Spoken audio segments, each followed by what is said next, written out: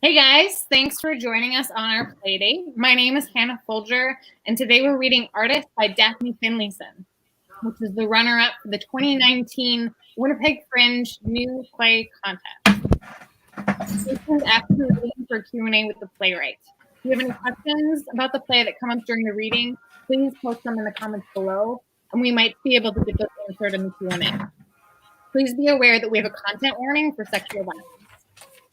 We only have 3 readers this week, plus stage direction, so we should be in for a good time. Have fun. Hello, I am Veronica Ternopolsky, and I will be reading the stage directions.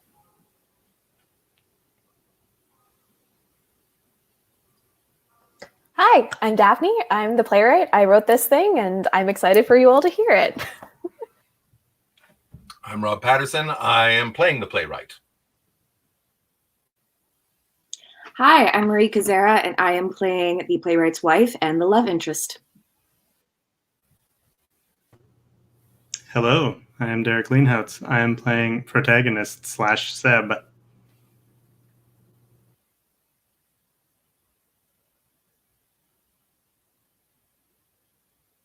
Setting: the playwright's office, any year or city. We don't leave the space anyway, so it doesn't really matter.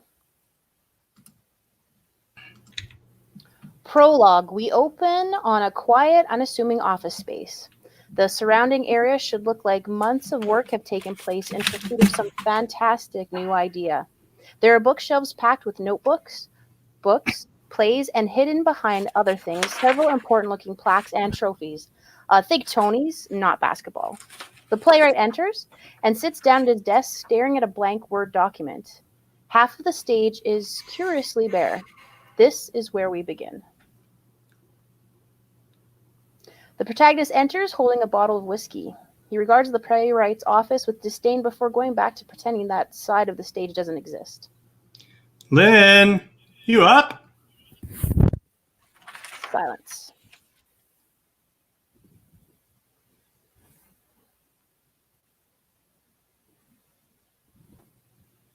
Listen, I am tired, I am drunk, and I am horny as fuck. So either somebody comes out to join me or I start jerking off all over your nice clean couch. Seb, what the hell? See? Knew you weren't asleep. Seb, it's 3 o'clock in the morning. What the hell are you doing here? Me? Drinking away my problems. What are you doing? Well, I was sleeping. Boring. It's 3 in the morning, Seb. That's what most people are typically doing around this time. Yeah, well, I'm not most people. What's going on? Why are you here? I told you, I am tired, I am drunk, and I am horny as fuck. And you want me to do something about it? Precisely. Seb, again, it's 3 in the morning. Since when has that ever stopped you? Come on, baby, just let me sleep this off. I'll be good in the morning. Seb, I have work. Yeah, you should probably get some sleep then. Yeah, that's what I was... Lynn, can I level with you? Okay. I'm not that horny. Okay. I am that drunk. Big surprise. I just wanted to see you. At 3 in the morning? Why do you keep saying that? Yes, it's 3 in the morning. So fucking what? This is a romantic gesture. Me showing up at your doorstep in my hour of need, in the pouring rain. We could go kissing it if you want. Get all wet. Music can swell behind us. Yeah, no. Or we could kiss in here. I mean, I'm not really picky. I'm going to bed. Oh, what? You're just gonna leave me out here? It's not very hospitable of you. It's late, Seb. You can sleep it off on the couch. The couch? What am I, a dog or something? There's nothing wrong with the couch. The couch is fine. That's it, isn't it? I'm a dog. I'm a dog to you. Ruff, ruff. What are you doing? That's what a dog does, right? I'm a dog. That's what they do. They bark, they howl, and they tear up your couch when you leave them alone. Fine, you can sleep in the bed. Finally. But you're gone in the morning. Mm-hmm. The protagonist catches up to the love interest on her way to the bedroom and pulls her in close. I love you. You know that? You're so good to me. I know. I love you too. Yeah, you do. Come on. Both exit. Lights come up on the playwright. We see him start to write a sentence, then second guess it, start over, and repeat this cycle several times. How's it going in there?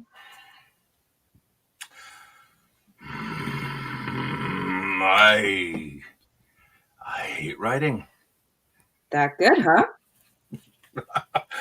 I've been staring at this thing for so long. I'm going to start seeing a flashing cursor in my sleep. It's going to taunt me, asking, why haven't you made me disappear yet? You hack? You fucking hack. So it's going to be one of those plays. Oh, yeah. The kind that verbally shit kicks me into writing it. Okay, well, when you're done getting bullied by Microsoft Word, you want to maybe come to bed? Yeah, I'll be in a bit. You want to try that again? In a normal human amount of time, I will come to bed. One more time. I promise I will come to bed before the sun rises. Ooh, setting the bar a tad high now, wouldn't you say? I promise I will come to bed before the birth of our child. There we go. That gives me, what, a month?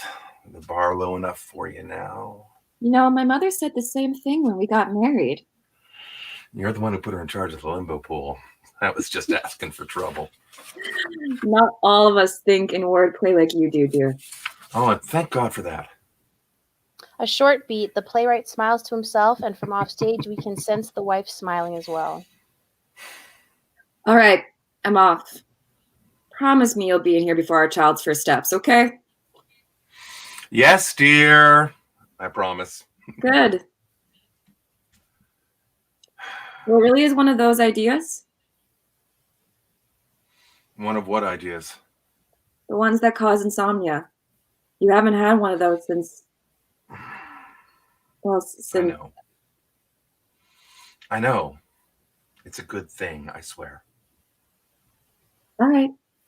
I'll leave you to it then. Good night, love. Night. A beat while the playwright listens for the wife to go to bed. He continues staring at the laptop, performing the rituals of procrastination that will either provoke inspiration or prevent him from getting work done. After some time, he tentatively begins to type out a few short sentences. God, really? Fucking hell. That's how you want to start this thing? Lights up on a blah, blah, blah. Someone is pacing. God, could you be any more unoriginal? I don't have time for this right now. Oh, come on, Chief. Since when have you not had time for a little old me? Since always. That shiny trophy would say otherwise. The playwright glances back at a particularly large trophy. Despite its grandeur, it's been stuffed almost out of sight. He does not look happy. That was a long time ago. I know. Coming up on what, 20 years? 20 years since anyone cared what you wrote? People care. Not as much as they used to, bud. Hey, how do I look? Be honest with me. What are you? Come on, Vic. It's been 20 years. How have I aged? Come on, I can take it. The playwright ignores him and tries to focus back on his writing. Because, see, I thought maybe I'd gotten a few wrinkles. Maybe my spine would be a bit worn. Maybe I'm just not quite the man I used to be. Come on, Vic. What do you think? How have I aged 20 years on? Not well. What was that? You look just the same as ever? Not a day over 30? Why, thank you. I gotta say, I'm feeling pretty spry for a guy pushing 50. Well, I could say the same about you. I mean, the hair, well, there's definitely less of it now, so what's left is turning gray real quick. Shame on you about that doughy middle, too. Not quite the washboard abs you had when we first met. Hey, shut up. There's the razor-sharp wit. Seriously, you're a writer, and your best move is telling me to shut up? Come on, Vic. You can do better than that. What do you want, Seb? Same thing everyone else wants. A sequel. Come on, put me in whatever the hell you're writing these days. I'll be great. Everyone wants to know what I'm up to now. Everyone wants more stage time with the great Sebastian DeMarco. Nobody wants that, except you. I think these letters would beg to differ. Straggling it Dear up. Worthless Has-Been. Oh, great, they spelled your name right. While your new script was intriguing, we at the National Theatre feel it does not quite fit with our plans for the upcoming season. We did, however, want to know about the rights to if the rights to Blue Horizon are available for our spring production slot. That's one. That's one. And then here. Dear Dried Up Hack, thank you very much for your submission into our annual festival. Unfortunately, we have more submissions than we do space and sometimes have to turn down otherwise worthwhile scripts. Best of luck with your future pursuits, yada, yada, yada. And then this one says, bring back Seb, in all caps. See? No one gives a fuck about Field of Posies. Lilies. Field of Lilies. Like it matters. Point is, no one wants your new shit, Vic. They want me. They always want me. I'm the one paying the goddamn bills around this place. Well, that's not true. Oh, right, because you're a professor now, teaching the next generation of writers how to be a one-hit wonder. What's that they say? Those who can't teach. Those who can't teach playwriting. I'm not a... How many questions do you field in a given day about me, huh? How many young writers want to know how to create the next Blue Horizon? And while you're busy counting, I'll toss you an easy one. When was the last time anyone asked you about Field of fucking Lilies? People ask about it all the time. No, they don't. They ask what you're up to now, and you say, well, I'm working this cushy teacher gig over at Who Gives a Fuck University, and they tune right the fuck out. But then you come back with, but I'm working on something new right now, and their ears prick right back up. And what's the thing they always ask next? Come on, Vic. What is it? Oh. Is it anything like Blue Horizon? I loved that play. The way you wrote the character of Sebastian, oh my gosh, he was just so raw and so real. And could I possibly have his babies? That'd be a good trick, having a fictional character's babies. I know, right? Doesn't stop them, though. I swear every time some new guy gets to play me, he is just drowning in pussy. Could you watch your fucking language, please? My wife's in the other room. Chief, if your wife can hear me, we have way worse problems than my potty mouth. I don't believe this. Listen, I'm really excited about this project. It could be really big for me, huge. It could wipe Blue Horizon off the map. I'm shaking in my fictional boots, Vic. I really need a fucking win right now, okay? I have deadlines I need to adhere to and people who are expecting shit from me. You know, I owe my dramaturge the first scene by next Tuesday. And how many times have you gone to her empty-handed? Too many. So if you're going to be here, sit down, shut up, and let me write. Sure, of course. Hate to be a bother. I'll get right out of your hair if you can just answer me this one thing. Fine, what? Why is this so hard for you? I mean, when you were writing me, the words just flowed onto the page. I strolled into your life fully formed, ready to exist, ready to do whatever you wanted me to do. All you had to do was point me in a direction and I took care of the rest. But with this, you've been staring at a blank page and blowing off your dramaturge for weeks now. Why do you think that is? I don't know. Well, I think you do. Admit it. You peaked with me, and you will never write anything or anyone better as long as you live. That's not true, not even a little. What, because some pretty little puff piece no one wants to produce? Yeah, sure. Call me when the royalty checks come in. Listen, maybe you've forgotten, but there isn't a whole lot for me to be proud of in Blue Horizon. It hasn't exactly aged well over the decades, a few decades on. Please, look at me. I'm practically an Adonis. If anything, we just get better with time. No, we don't. The world's changed since I wrote you, Seb, and you haven't exactly gotten with the times. Exactly. I'm timeless, baby. I'm a snapshot of a bygone era with roots in modern toxic masculinity. Wasn't that what the Times said about me after that show in Toronto? Ottawa. No, you'd remember. Besides, we go through this every few years. You think the world's done with me, and then some dude reads us for the first time and is like, who is this guy? And they fall in love with me. I get to reach new people hungry for a little edge in the theater diet. And you get an extra couple $100 thrown your way, so quit stressing. I'm not stressing. I'm telling you, maybe it's time to think about how much good that's actually doing. It's because of you. My classes are mostly men every semester. Women think I wrote you the way you are on purpose or something. What does that mean?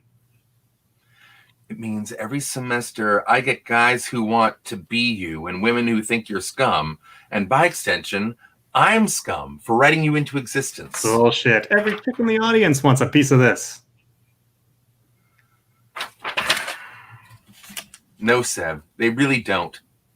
And every year I have to explain to some new faculty member or the latest concerned women's group what I'm doing on their campus and why I deserve to be there. And I'm not that guy anymore. What about old what's-her-face, my leading lady? Surely they can't object to a well-defined three-dimensional character such as herself.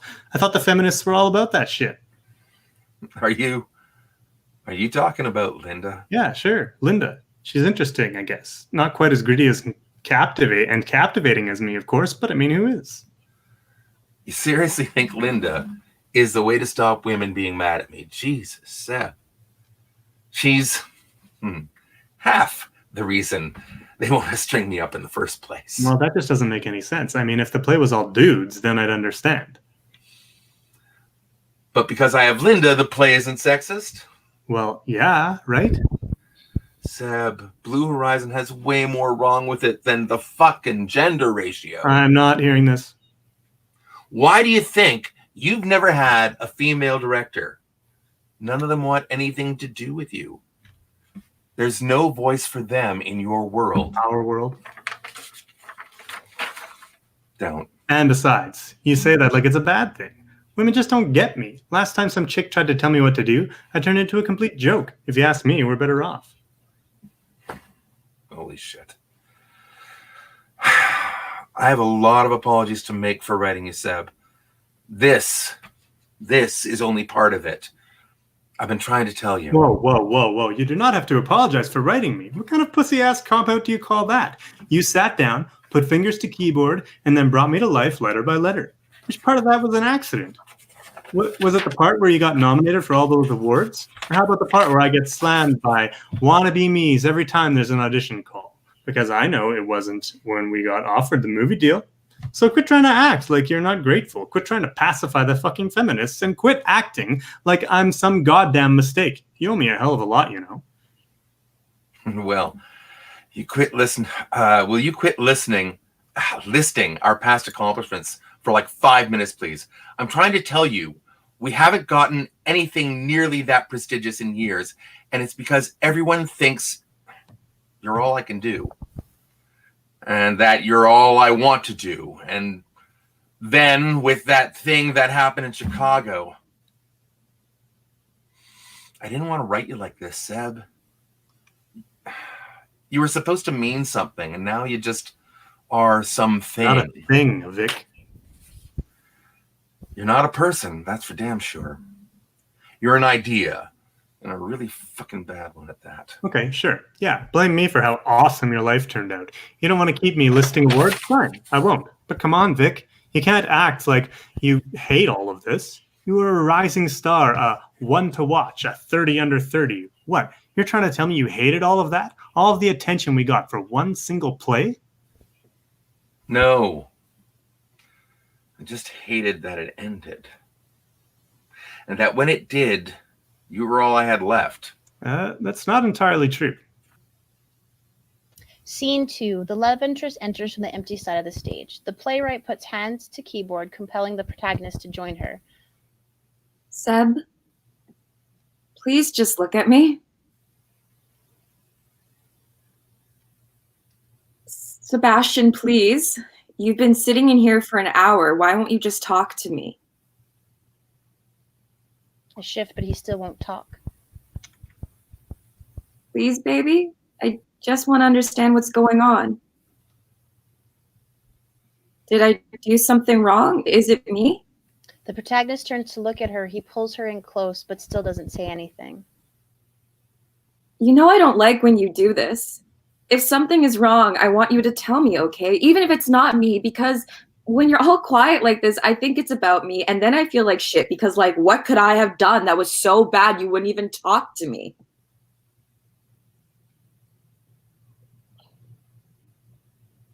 I love you.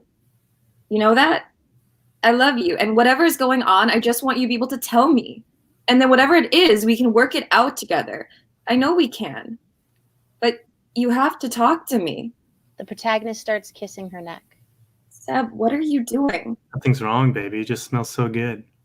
You've been in here for like an hour not saying I anything. don't want to talk about it. I just want you. I don't. The protagonist kisses her as if to shut her up. She makes as if to push him away and then relaxes, and then shoves him off of her hard. The love interest storms back over to the office, and the protagonist follows. Scene 3. Finally, fuck off, would you? Can't you see we're in the middle of something here? Oh, hi, Seb. Lovely to see you too. I just heard we were arguing with God and thought it'd be fun to join. Hi, Vic. Remember me? Yes, Linda, hi. Hi. So what's this I hear about you feeling bad over Blue Horizon? Lynn, I'm handling this. No, you're haggling for a sequel. I'm handling this. Handling what? Listen, Vic, you say it yourself. You owe a lot of people a lot of apologies for what you wrote. And if now is the time you finally decide to start giving them out, I think I deserve to be first in line. Don't you? No one is apologizing for anything. Vic here has been plowing away on too little sleep and too much caffeine, and it briefly slipped his mind that we are the best thing that ever happened to him. Isn't that right? Could you both, please, just... We? It's we now. Ah, not this again. No, I would love to hear how we are the best thing that ever happened to him. I would love to hear how those trophies up there were a team effort. I would adore hearing how I contributed to this amazing legacy you both believe in. Lynn, I thought we were done with this. No, you wanted to talk legacy. Let's talk legacy. Please, Seb, walk me through my part in it again.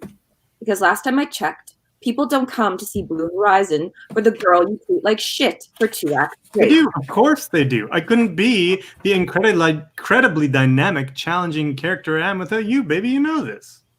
The protagonist attempts to touch the love interest. She flinches back. What did I say about touching me? Lynn, come on. What did I say, Seb? Fine. Hands are being put away. Try that again, and I swear I'll... Both of you, please, just shut the hell up for one goddamn minute, would you? I just need a second. For what? So you can keep trying to replace us with Maria and Jonathan? Who the fuck are they? Knowing Vic, Maria is probably some high school girlfriend, and Jonathan is Vic with more hair. Makes me look pretty good, eh? Stay the fuck away from me, Seb.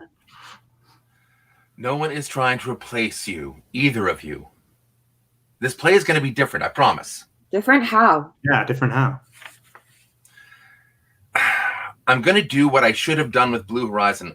I'm going to make the story about Maria. She's smart, and she's tough, and she's strong, and I think you'd like her, Lynn. Uh-huh. What's wrong with her? What do you mean? I mean, what's wrong with her? What are her flaws? What does she suffer over the course of the play that teaches her some valuable lesson? She doesn't suffer through anything, I swear. I'm not writing that type of play.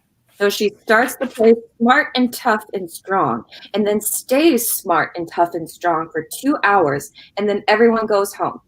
That's it. Boring. You gotta at least throw in some traumatic shit into the backstory to make her interesting. No, Seb, he really doesn't. What? Otherwise he's just writing some fake-ass, doe-eyed fairy princess. Who the hell wants to see that? Seb, there's a middle ground here between torturing the poor woman and boredom. Ugh, wake me up when Vic finds it. Enough. Look, okay? So she does experience some bad stuff. Like what? Well, okay, she's trying to solve this sort of mystery at her university. Out? So there were these girls who all dropped out of her sorority the past few years, and they all took English Lit with this one professor, Jonathan. Pedophile. Well, sort of. But it's not like What that. It's not like you think. What do I think? Well, okay. So he has had relationships before with students, and Maria just wants to make sure everything's on the up and up because she hasn't heard from her friends. So Prof's a player. Little Miss Pretty Two Shoes wants to see what all the fuss is about, and they fuck in his office? What? Jesus, Seb! So what happens, Vic? So she finds out he's been exchanging sex for grades and letters of reference. basic you scratch my back, I scratch yours kind of thing. And Maria tries to tell the university and get him fired, but he's too good, right? He's this big hotshot author and a big score for the campus. So the dean won't let him go. Tells Maria to drop it. So she goes to the police, but she doesn't really have any evidence, and none of the girls will come forward. Big twist comes at the end. Turns out they're all totally fine with it. They were totally okay with exchanging sex for favors and better grades, and left school for totally unrelated reasons. So Maria is all alone in a room and about to graduate and has no idea what the job market holds for her. So the play ends with her putting on lipstick and going to see Jonathan. A long beat of silence. I'd see it. Thanks. So I just want to make sure I have this right. So in your play, the one that you wrote, the one with the feminist hero you thought I'd like, there's a character investigating what she thinks is an epidemic of sorority sisters being taken advantage of by a man in power. But it turns out these young women were all totally okay using sex in exchange for better grades and jobs and shit. Does that sound about right? Yeah. And then this character who spends most of the play thinking all of this is fucked up changes her mind and decides she's also okay with sleeping with a guy to get ahead in her career. Well, see, she's embracing her sexuality as a bargaining tool. She's about to graduate and doesn't have any job prospects, so she's using sex to get a leg up professionally. And so the message of the play is what exactly? You know, that things aren't always what they seem, and that women shouldn't be demonized for their sexuality. I mean, everyone involved was consenting and everyone got something out of the arrangement. So what's the harm? What's the harm? Yeah. So what do you think? Well, I think it's great. Sex with me is already pretty awesome by itself, but if a chick could get a job out of it, all the more power to them. I think that's already a thing, Sam. Right. Plus, you know, not really what I was going for, but thanks, I guess. Lynn? What do I think? Fuck, Vic, what do I think? I think we spend an entire play rooting for this woman to take down a serial rapist, and it turns out the joke is on her the whole time. And then we're supposed to be happy for her when she falls into the same trap? That's the big takeaway. That fucking your students is okay if they're getting something out of that too. That this whole thing isn't insanely fucked up if the smart, tough, strong protagonist goes along with it. That's the big karmic redemption you're writing? But Lynn, you don't get it. He wasn't a rapist. He was never a rapist. Why shouldn't he get something out of the arrangement if they are too? Because it's gross, Vic. God, I can't believe you thought I would be on board with this. No one's getting hurt, Lynn, so why all the hysterics? You want to know why, Seb? Fine. I'll use small words and talk real slow for you both. The problem is that we spend all this time with this woman who, in a sane world, would be the hero of the story. But instead, she falls into the same trap as all the other students. That's your message right there, Vic. If you can't beat them, why not join them and get straight A's out of it? Lynn, calm down. You're totally overreacting. I'll say. You know I have nothing but respect and sympathy for assault victims, but there just aren't any in this play. Sorry to disappoint, oh mighty feminist crusader. You don't get to talk to me about sympathy, Vic. And you need to fuck off into a dark hole.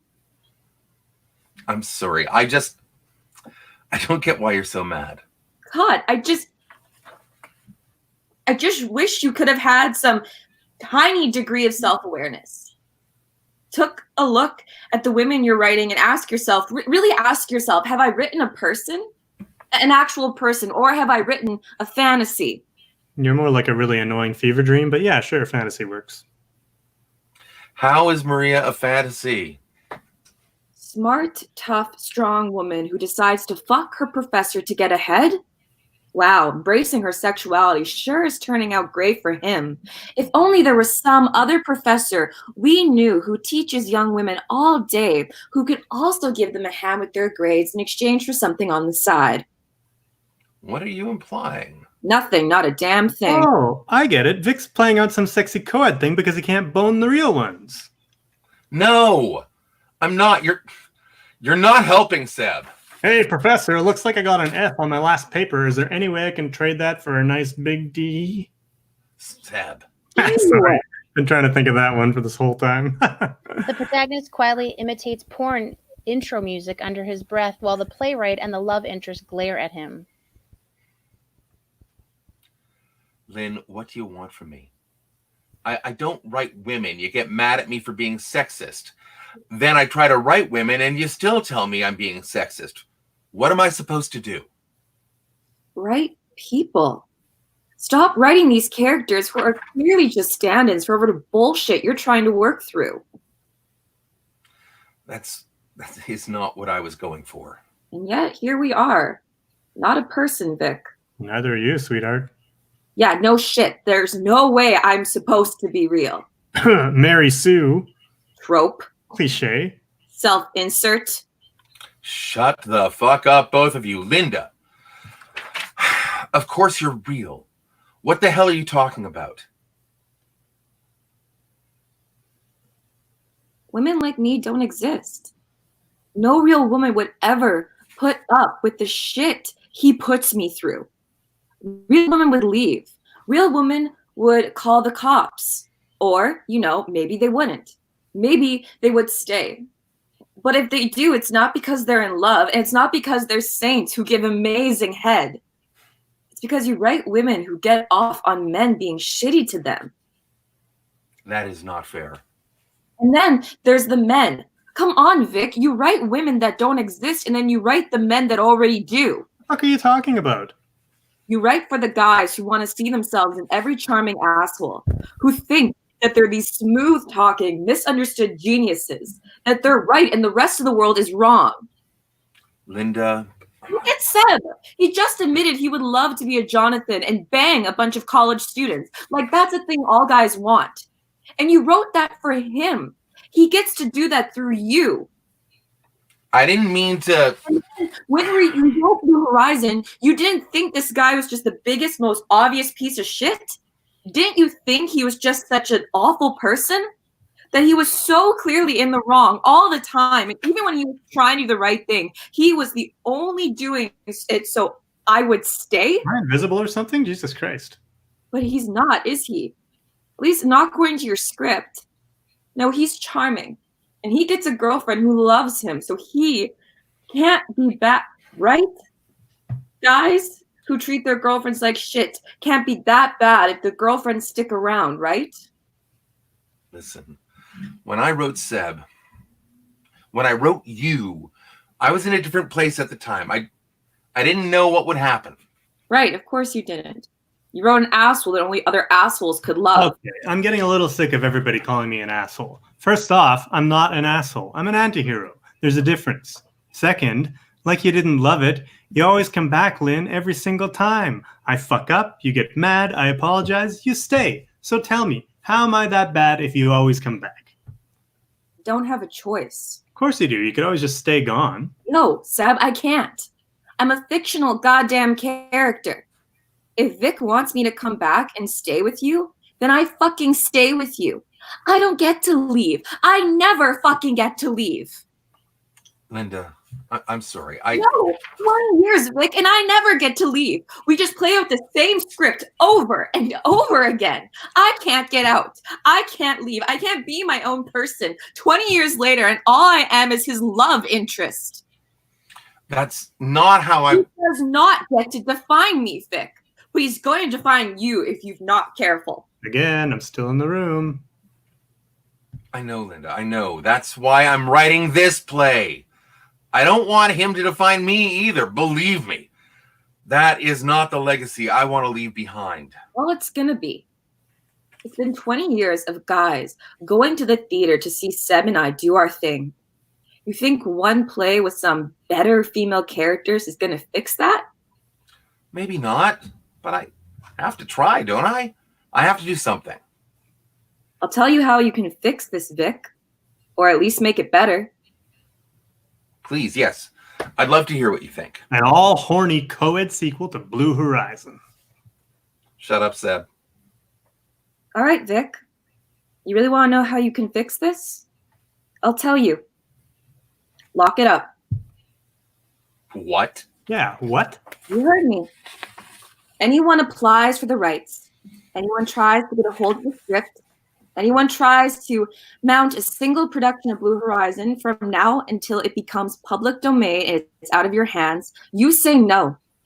From now until the day you die, not one single actor gets to play Sebastian DeMarco ever again. Not without getting their asses sued into oblivion. Lynn. You fucking lost it. You wanted to know how to make amends? This is how you make amends. Full on lifetime ban on any more productions of Blue Horizon. I can't do that. And why not? Well, for one thing, you won't get played anymore, genius. I don't care about that. 20 years of being your girlfriend, I think I'm good. Lynn, what you're asking, it... What? Too much? Too drastic? It's insane. It's justice. It's not called for.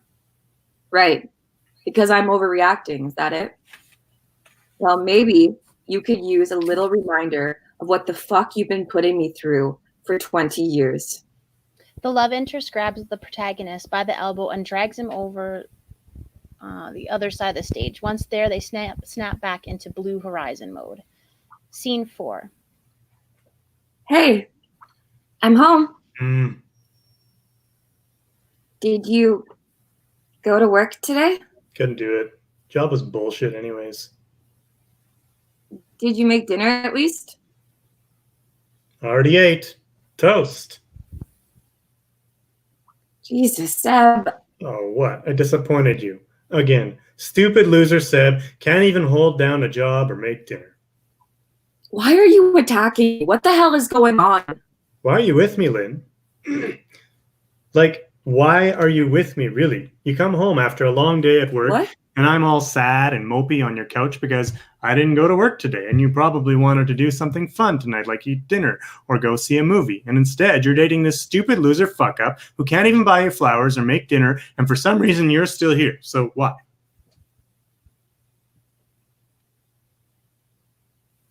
Seb, did something happen? Why are you here, Lynn? I live here. Why are you here? Because I think you're too hard on yourself. Because I think that if you really tried, you could make something of yourself. And because I want to be there with you to see that happen. But I keep disappointing you. You ask me to make dinner, and then I don't. We can order pizza. You want me to get a job, and I'm on your couch. We'll find something. You want me to stop drinking, and then I don't do that. We're trying, I know. Why are you so good to me, Lynn? Because I love you, you idiot. The protagonist pulls the love interest in a tight embrace. Scene 5. The love interest snaps out of it, shoving the protagonist off her and storms back over the playwright. 20 years of that garbage, Vic.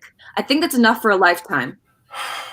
Lynn, I have a baby on the way. I can't say no to some extra money. Not on a teacher's salary. Yes, actually, you can. No. Just like that. It's one syllable, rolls right off the tongue. Come on, try it with me. No. Look, I can't just lock up Blue Horizon. It'd be impossible. What should I do? Issue a recall on every script? Hunt down every last copy and every used bookstore, scrub it from every curriculum? For a start, the damage may be done, but you can still do something to prevent more people getting hurt. You can still say no. And what? Sentence you and me both to die? Vic, don't listen to her. She has no idea what she's asking. Yes, I do. Look, Vic, if you really feel bad about what you wrote all those years ago, this is a way to better show it than trying to give the people something new to watch. Make it clear that you regret putting Blue Horizon out there by doing everything you can to take it back. A long beat of silence. The playwright is thinking it over. Lynn, Of course not. God, why did I think you were serious? hey, I am serious, okay? I really want to make amends. That's why I'm writing Maria, to put something else out there that you could be proud of, to show that I'm not that guy anymore. But I can't just call my agent and tell her no more Blue Horizon, okay? She'd skin me alive. Just admit it. You're not fucking sorry. Being sorry would mean you'd actually be willing to sacrifice something to make things right. But you just can't bring yourself to do it, can you, Vic? Lynn, come on. I have to think about my wife too here. No, don't. Don't you play the wife card with me. Don't act like you're doing this for her, for your kid. It's money. It's money, and it's your name on a poster. It's another fucking generation of audiences that get to be part of the mess you made. It's selfish and it's fucked up. I can't just say no. You know what fucking happens every time some new guy gets to see Blue Horizon? He gets to see this character, this walking, talking embodiment of masculine bravado, and he thinks to himself, oh, cool, that's me. Look at all the sex I'm having and all the cool stuff I get to do and say, and the woman who loves me unconditionally. And he feels good, Vic. He feels great, in fact. He just got to experience a play where a guy acts like an asshole for 90 minutes straight, and that guy's the hero. And he thinks that he's the hero too. And he claps along with everyone else and watches as the last two acts of shitty behavior get applauded by the people around him. And he goes back to his life, comforted in the knowledge that he's right to act the way he does and think the way he does, because women like that sort of thing. That we like projects, that we like taking care of people, that the right woman will stand by him when he comes home drunk, and the right woman will kiss him when he says his father was distant. The right woman will fuck him when he calls her a cunt. And you did that. You made him feel good about himself. And if you keep selling the rights to the show and more actors get to play him and more audiences get to see him, that's more guys at home who think they can keep being shitty people. And that's more women who think that they should stay with them. You're a goddamn virus that spreads the seeds of assholes to every guy in the theater. You already have 2 decades of this shit on your conscience, Vic. Do you really want more? You can't put all that on me. What people read into my work, what people take home with them, that isn't my fault. Really? Then whose fault is it? Mine? Seb's? I do make quite the impression. It's not my fault if people misinterpret what I was trying to say. Then what were you trying to say? How is it that everyone has gotten it wrong over and over again for 20 years? Look, I know Seb isn't a good person. He was never supposed to be. Right fucking here, guys. No one was supposed to take him seriously, Lynn. No one was supposed to think that he was in the right, especially not after everything he's done. Why reward him over and over again? Why not have me leave? Because you can't, right? Because you're bound to each other and you understand each other. Whoa, hey, I do not understand anything about her. Same here. I don't buy that, Vic. Well, that's my answer. You didn't have to write us this way, and you know it. I wasn't trying to hurt you. I wrote a character I thought people would understand. How is it my fault if not everyone did? It's your work. This all comes from you. If people were supposed to hate Seb, they'd hate Seb. Simple as that. I think I've been plenty clear, Linda. I don't condone any of the things that have happened. You don't condemn it either. Of course I do. I have never once let any of them think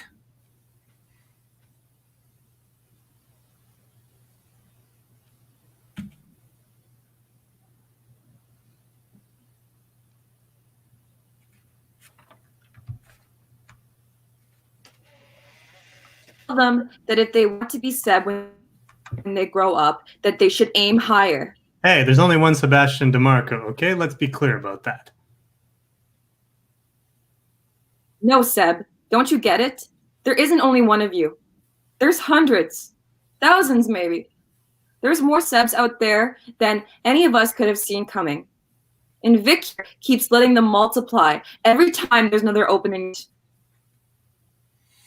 So I should lock you guys up and stop the spread. Is that what you're saying? This is complete bullshit. Yes. Like, do you realize we'd be stuck together?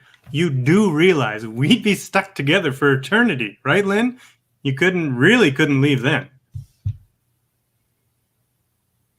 I can live with that. Are you sure about that? You really want to spend the rest of our fictional lives on Vic's shelf? Not coming back for a badass sequel where you kick me to the curb and fuck off somewhere else?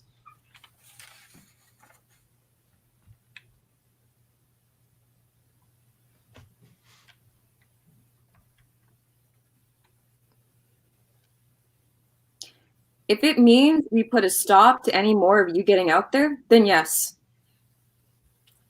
Linda, I can't. I feel horrible for what's happened to you. But there has to be some people out there who can see this play for what it actually is. Don't I owe it to them to keep it in the world? What about me? What about what you owe me? He doesn't owe you shit. Hell, if anything, you should be thanking him. For what? Let's see. For writing you into existence, for keeping you around in every rewrite, for giving you life 2 whole decades after you were conceived. Admit it. We've done pretty well for ourselves as 2 people who don't technically exist. I'm not thanking him for shit. He made me, but he also made you, and I can't forgive him for that. Oh, for the love of fuck. When are you going to get over this? What's done is done. You can't ask Vic here to keep whipping himself for the shit he can't control. Vic, please, if you care about us at all, you'll lock Blue Horizon up. Whoa. Hey, for the record, I definitely do not want to be locked up. I wasn't talking about you. Well, then who the fuck is us? Us, Seb. Me and the rest of the Lindas. The rest of the Lindas? Oh, fuck, don't remind me. Every version of you is just as annoying as the last. What do you mean, the rest of the Lindas? I mean every person who has ever had to deal with a Sebastian. On stage and off. Right, like they're so tortured. Seb, please just shut up. You know what, Lynn? No, I am not going to fucking shut up. You two have been bad-mouthing me for too goddamn long. So some guys go home wanting to be me. Sorry that no one leaves the theater wanting to be you, but that's just life. What exactly is it that you want Vic here to apologize for? You know what I'm talking about. No, Lynn, I don't. As far as I can tell, we've had a pretty good run of it over the years. Our little love story is known worldwide, and I, for one, think it's pretty fucking cool. So what exactly is it that Vic is supposed to feel sorry about? Chicago. Boston. Toronto. Portland. Edinburgh. Yeah, that's a fucking low blow, Lynn. None of that was Vic's fault. Or mine, for that matter. Yes, it was. Linda, if I had known about any of that, I never would have. It's your play. They were just doing what you asked them to. The fight choreographer should have seen that. You wrote those scenes and asked real women to act them out. Now you want to pretend like this isn't your fault. How is it my fault that those actors got carried away? There should have been some safeguards in place. The Lindas should have been able to tap out of it if it was too much. It's really hard to get a safe word out when someone's hands are around your throat, Vic. Even so, that's the director's call, not mine. Oh, you mean like that one director who wanted us to run the scene over and over to the point where Boston Linda broke down crying? That's who you want calling the shots. What the fuck did I have to do with that? We wouldn't have had to keep running it if that Linda could have just done it right the first time. The fall looks fake as shit. She had bruises for weeks, Seb. I'm doing her job, Lynn. Face it, Vic. This play attracts a certain kind of person. The kind of person who likes watching women fall on their hands and knees for an hour straight. Listen, I wasn't there. I don't know what he was going for. Maybe the guy was just a perfectionist. So you're not responsible. No, I'm not. I can't be in the rehearsal hall for every show. If something goes down during a run, that's on the theater and the company, not on me. Boston, Toronto, Portland, Edinburgh, Chicago. It happened 5 times, Vic. Right. With 5 different groups of people over 20 years. Either the director needed to tone down the scene, or the fight coach needed to watch what the actors were doing, or they should have made sure the Sebs weren't complete sadists. And no matter what, it still isn't on you. No, it's not. Shouldn't that tell you something? When 5 different theaters report the same kind of incident? It's just a coincidence. I don't exactly have a screening system to see if the people producing my work are going to get a little too method sometimes. A little too method. That's what you think this is? A little too method? They did like going the extra mile. I can't believe this. A little too method, really. Okay, maybe that came out a little glib. Bruises, Vic. Edinburgh Linda was replaced with the understudy because the other girl couldn't speak anymore. Boston Linda had panic attacks during intermission every night. Toronto Linda had to call off her boyfriend from kicking Seb's ass. Please, I could have taken it. Portland Linda had a stagehand bodyguard with her every night. She wouldn't even go near Seb when they weren't on stage. You call that getting a little too method, Vic? Linda, I said I was sorry. Actually, no, you didn't. And want to know why? Because you're not sorry. Because it got people talking. It sold seats.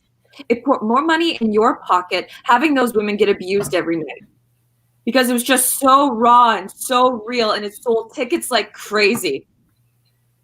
That's not true. I don't want my success tied to what happened to those women. But you'll take the money, right? Because they'll feed your baby and your wife, and it makes you famous, right? Or infamous, whatever. Linda, look, if I could take it all back. What would you do? Don't lie to me. We both know you wouldn't change a damn thing about the legacy you've created. Because at least now, people come to see the play because they want to see what fucked up shit the actors went through for their art. There's a demand for it now. Throw them to the lions and cheer when they get eaten. You got to hurt me every single night, every single run for 20 years, and that is the legacy you have to live with. No, it's not. I'm not going to put out I'm going to put out something new, and people will see that I'm not that person. I don't endorse anything those women went through. You have to believe me. And then there was Chicago. Linda, don't. We don't need to. Chicago, Vic. What happened in Chicago? Linda, please. What happened in Chicago, Vic? We don't have to do this. Yeah, we do. So I'll ask you again. What happened in Chicago? The playwright and the love interest stare at each other for a long beat. The playwright sighs, giving in. The following is delivered with the cadence of someone repeating a statement they've already given to several police officers. As if hypnotized, the love interest and the protagonist shift into Blue Horizon mode to act out the playwright's words. She was a young actress who was excited about her first big professional gig. He was an experienced actor who thrived on giving 110% to every scene. He wanted everything to be real, and he wanted everyone else to be real too. Backstage, he'd only go by Seb. He'd only call her Linda too, because it helped him stay in the moment. He started talking like Seb, dressing like Seb, and acting like Seb during rehearsals, and then outside the theater too. He started coming to rehearsals with vodka in his water bottle for scenes when Seb was supposed to be drunk, and hid it from the rest of the crew. The director would always praise him for how well he was able to get into Seb's shoes and stay there, even with such a challenging character. What happened opening night, Vic? They'd rehearsed the scene plenty, and Seb was always pushing for more, always up for whatever the director wanted to try, and Linda always wanted to say yes. It was her first big gig, and she didn't want to rock the boat, but something didn't feel right. Like the scene was good, but Seb wanted it to be great, so he gets an idea. Opening night, Seb said to her in the wings, "I'm going to try something out there. I just want you to go along with it, okay?" And she said, And she said, okay. Because that's what good actors do. They say yes, whatever it takes to sell the scene. So the lights go up. It's time for their scene. And there's a smell on Seb's breath. And Linda notices, but she doesn't think to mention it. He's yelling at her, and she's yelling back like they're supposed to do. And he slaps her, and a big red handprint appears on her face. Then he's pushing her onto the bed, and she's supposed to struggle, so she does. But he isn't letting up. He isn't letting her control the scene like he's supposed to. So he's fumbling with his belt, and her cheek is still stinging, and he's pulling down his pants. And her dress is riding up, and she keeps saying their safe word over and over again, but it's not loud enough for the audience to hear. There wasn't supposed to be any nudity in the show. That wasn't in her contract.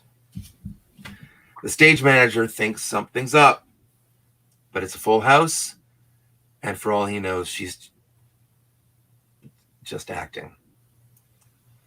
And Seb slips up just for 1 second. He calls her Marianne. and And I wrote that. That whole sorry scene. And I put you through that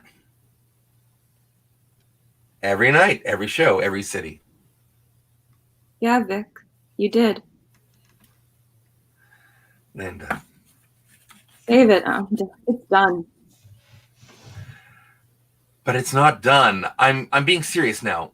What can I do to make this up to you? You know what?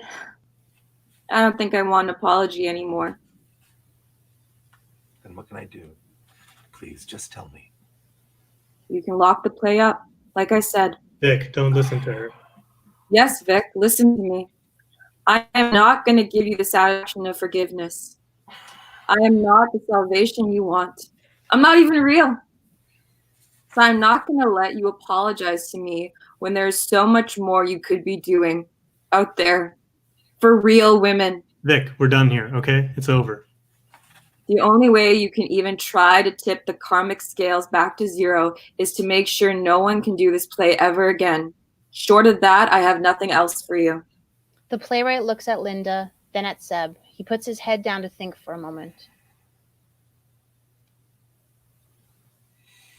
I need to be honest with you both about something. For fuck's sake, Vic, what now? The love interest says nothing. People thought, when the play first came out, that Seb was supposed to be me, or the guy I wished I was. And they weren't wrong. I mean, who doesn't want a woman who will stay by your side no matter what? Who doesn't want the freedom to write off the bad choices because you're a drunk? Because that's the beauty of you, Seb. People don't expect you to be a good person, so you don't have to be. You get to keep being this toxic black hole of a person. It gives you a way to treat people like shit and still like yourself. They just don't get you. Right, Seb? And he can say that solitude is a choice. But really, people just get sick of being treated like shit all the time. You sure did. So to answer your question, Lynn, did I think he was the worst person imaginable? Yeah. And I envied the hell out of him for it. But is he you? No, I'm not. The playwright nods. Because Vic here was raised by a mama who loved him and a daddy who did his best. White picket fence, nuclear family, perfect picture of the upper middle class. And wasn't that just the biggest joke? You can't craft a tragic backstory out of a homemade cookies and too many hugs. And your wife, Vic, she's your first and only, right? Never had to pin her down on any beds. She just loves you. Like, actually loves you. Plus, you've been sober now, what, like 16 years? 16 next fall, yeah. There you go. I was a mean drunk, Lynn. And sometimes I would get drunk just so I had an excuse to be mean. And in the morning, I could just blame it on the alcohol, but really, it was just me lashing out at people who never did a damn thing to deserve it. So I'd pick a person and tear them apart until they left. And if anyone stayed, that meant they loved me. So what changed? No one ever stayed. I got lonely and, well, being Seb got old. What he means is he couldn't pull it off. I make anti-hero look good, baby. No, Seb. See, I had to want to redeem myself. And it started with admitting that I needed help and making amends to the people I'd hurt. And as much as I hated it, that's what I did. And I stopped hating the world a little bit at a time. But I still could. I thought it owed me so much, Lynn. It took me so long to realize how much the world had already given me. It gave me 2 parents who loved me, and it gave me my wife, and now it's giving me a child. Hey, how did you feel when you found out it was a boy? That thing in there, that squirming bundle of cells, you know it's not going to be your legacy, right? I mean, we all know I'm the best thing that has ever to come out of you, not that little bastard. At least my son isn't a mistake. What did you say? I said, you're a mistake. Take that back. No, Linda is right. You're a mistake. And I never should have written you. Take that fucking back. No. You son of a... The protagonist moves to punch the playwright, but the love interest steps in between them. Stop it, both of you. If I'm a mistake, that means you are too. Seb, for the last time, shut up. I don't give a shit about why we were written anymore. I don't care if I'm a mistake. I just want this to be over. Huh, now you don't care. Fine. Okay, fine. He's never going to do it, you know. It's going to be me and you to the bitter end, baby. Sit down, Seb. He does. Vic, if you really don't want to be Seb anymore, then don't let anyone else become him. You know Seb isn't a good person, and Jonathan isn't either. Just like you know that you weren't a good person back in the day. But your legacy is whatever you want it to be. Right now, it's a long line of dirtbags you've empowered and women that you've torn down. But it doesn't have to be. Lock us up, and maybe your legacy is Maria. Maybe it's your students, or maybe it's your son. What matters is that right now you are choosing a legacy of abuse and pain, and that is your decision. Love interest crosses to the phone. Lock us up, Vic. Please. It's late. I know. His agent is probably fast asleep. I know. You're just going to wake her up for nothing. No, I'm not. He is. The love interest hands Vic the phone. Make your choice, Vic. It's your legacy. We freeze with Linda holding the phone out to Vic as the lights begin to fade down. End of play. And that's Artist by Daphne Finlayson. That's a really great job, guys. So this is the part of the show where we sit down with our playwright for a little bit Q&A. If you guys have any questions for her, slot them in the comments now, and we should be able to answer them. Here's our playwright, Daphne Finlayson. Close enough. It's all good. So, Daphne, that was a really great script, really meta. Now, I have one really important question for you. Yeah. Do you get into these kind of arguments with your characters? Yes. So it's weird because like the whole idea of like a character just like walking into your life one day and just taking up shop in your brain, that's basically what happened to me.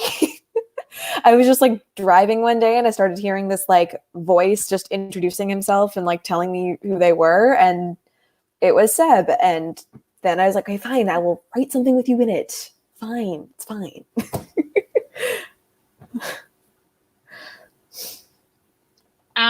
So what kind of responsibility do playwrights have when writing plays? Why write something now when it might be offensive in 20 years? I think that's kind of the risk you run anytime you write anything, is that you don't know who's going to get offended by what. It's all you can do just to be as responsible as you can with the subject matter you're given.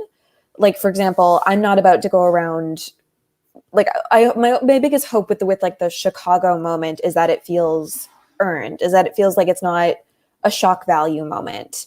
If people are going to be offended by that, I certainly hope they're not, but I think it's always just a matter of trying to figure out what you want from an audience and making sure that you're not going for shock value's sake, that you are at least trying to be responsible with the subject matter that you're trying to cover. Awesome, thanks. And some of our readers have some questions too. Derek. Hey, Daphne. Hello. All right. Well, speaking a little bit to the playwright's responsibility, like something that really intrigued me was the idea of writing something that gets out of control in a rehearsal hall or on a performance stage. Mm-hmm. And, you know, I think I kind of see where the playwright in the story is in the script is coming from, in terms of you know, you can't necessarily control. You're not there present at the halls, and I guess I just wonder, like, what are options? What should a playwright be doing to try to minimize that kind of thing from happening with a script of theirs, if anything? I think it's really just about how you frame content for the most part. Like, obviously not censoring art to the point where like we're only producing things that are very safe and like there's never any dark subject matter anywhere. But if we're going to produce it, it needs to be framed with a purpose, and so that we're not taking something from it that like, oh, it's cool and good to, you know, hold women down and hurt them. But it's also, there's definitely going to be some people who are going to unfortunately have that mindset as it is. So it's all you can really do as a playwright, I think, to just make it as clear as possible in the actual text. This is a bad thing that's happening. We don't like that this is happening, but it does still happen, and we still need to talk about it. Cool. Thanks.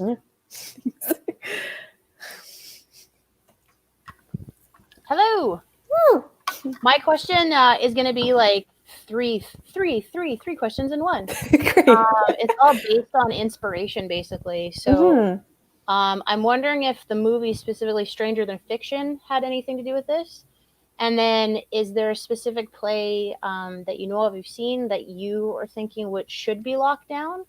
And or if in some of your research from writing this, have you heard of any experiences of Linda's in the context of another play of that happening? Okay, so one thing at a time. Yeah. I love the movie Stranger Than Fiction. It was not a part of this particular play.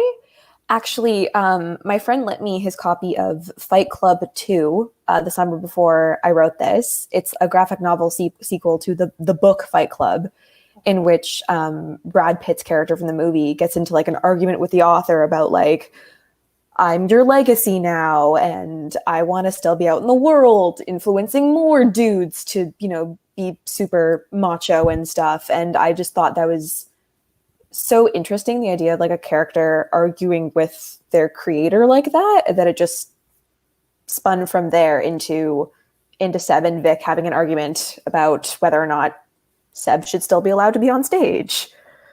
Then the second question was do I think that there are plays that should be locked up?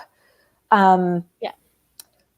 Nothing specifically. I think it was like I was saying, it's not so much, oh, this play has bad content, it should never be seen by anyone ever. It's just there are definitely some plays that have aged out of our modern sensibilities and have aged away from like being seen as like either politically correct or having really problematic subject matter. And it's not that these plays should necessarily go in a closet and never be seen again.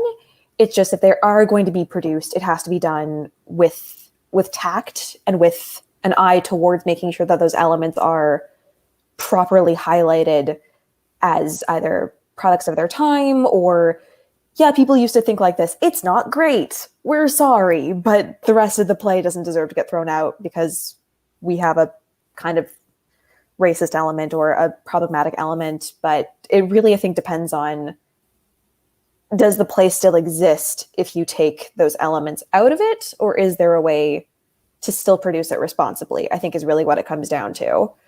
And then the third question was like, is this like inspired by anything in particular? Yeah. Kind of yes and no. Just for my, like, I've definitely experienced some of the things either second or firsthand that are talked about over the course of the script. With respect to the people whose stories are not mine, it's kind of an amalgamation of a bunch of different stories so that it's, I hope, not reminiscent of any one person's story, but it is definitely inspired by real world events, shall we say. Unfortunately so. Yeah. Unfortunately so, yeah. Cool. Well, thank you for your work. Yeah. Thank you. Well, it looks like we have an audience question. Okay. Oh, yeah, it's going to pop up on the screen, but I'll still read it. Cool. So piggybacking on that, I'm curious about whether a real life situation like this, with all the real life assaults, would have initiated any official banning, locking up of plays from a higher authority than the playwright. It's one of those tricky things where it's like, I think that we're still hesitating, I think, as a culture to kind of draw a direct link between bad thing happens and the piece of media that inspired it. Like, we're kind of almost, like, we're still not quite there when it comes to fully seeing the correlation. Like, we either go too far on the opposite end of the spectrum where kids play video games, now they're violent and we should never let them play video games, without really acknowledging there are definitely certain types of games and certain types of media that glorify violence in a way that if you are more impressionable, you see and you think, great, you know, being a dick to women gets me laid. And if you don't think about that critically, you're probably going to take the wrong lessons from that. So it's still kind of a dicey area where we're not totally seeing the great correlation between thing inspires this. We should probably talk about why thing bad, I guess. So if we could have, if our audience was right here, what kind of questions would you ask them, Daphne? I guess mostly just things I'm still like curious about like a year and a half after producing it, which is just like, is it clear why this particular play, like Blue Horizon, should be locked up? And I guess just I'm always curious about how the Chicago moment hits people, because it's hit people different ways from what I've experienced. I'm always just curious about what people take from that specific moment. Awesome. Mm-hmm. So any of you guys that are listening, you can post your response in the comments or send us a private message. So thank you so much, Daphne. Thank you. Around to answer some questions. And that's this week's Playdate. Thanks, Daphne, for the play. Thanks to our readers. Tune in next week at the same time for another Playdate. And I believe the phrase is like and subscribe. This is a live recording, but it will be up for another week or so you can watch it again or share with your friends. Follow us on Facebook at Playdate's live play readings for more updates. And if you have a play you'd like us to try out, shoot us a message at playdatereadings@gmail.com. Thank you all for playing with us. See you next week.